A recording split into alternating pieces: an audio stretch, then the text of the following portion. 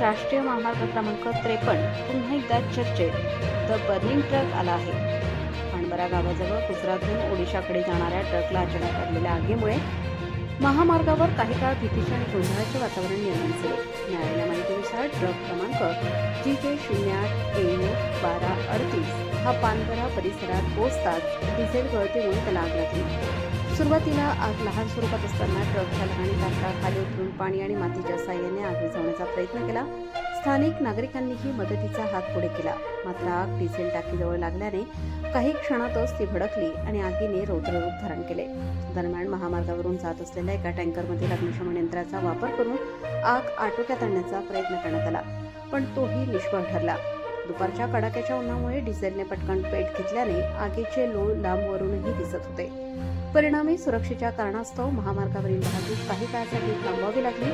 या भीषण घटनेत ट्रकमधील तांदूळ, भांडी व इतर साहित्य पूर्णतः जळून खाक झाले असून ट्रकसह मालाचे लाखो रुपयांचे नुकसान झाल्याचा प्राथमिक अंदाज व्यक्त करण्यात येत आहे.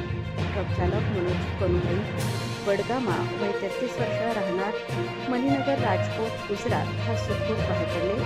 सुदैवाची बाब म्हणजे या दुर्घटनेत कोणतीही जीवितहानी झाली नाही. मात्र आगीच्या वेळी तातडीने अग्निशमन यंत्रणा उपलब्ध न झाल्यामुळे परिस्थिती अधिक गंभीर होण्याची शक्यता होती. महामार्गावर अशा घटना घडल्यावर संबंधित प्रशासनाने तात्काळ आणि प्रभावी प्रतिसाद देणे अपेक्षित असताना झालेली दिरंगाई चिंताजनक ठरत आहे.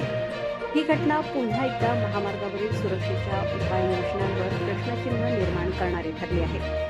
घटनेची माहिती मिळताच महामार्ग वाहतूक मदत केंद्र पोलिसांनी घटनास्थळी धाव घेतली. पोलीस अधिकारी सहाय्यक पोलीस निरीक्षक जयेश खलाणी, सहाय्यक पोलीस निरीक्षक विवेक पाडवी, पोलीस उपनिरीक्षक Sushant Valvi, police head constable Nitesh Hire, police constable Pankaj Suryavanshi आदींनी घटनास्थळी धाव घेत मदतकार्य केले. त्यांनी नवापूर नगर परिषदेचे अग्निशामक दलाला पाचारण केले. तोपर्यंत ट्रक आगीच्या विळख्यात पूर्णतः जळून खाक झाला होता.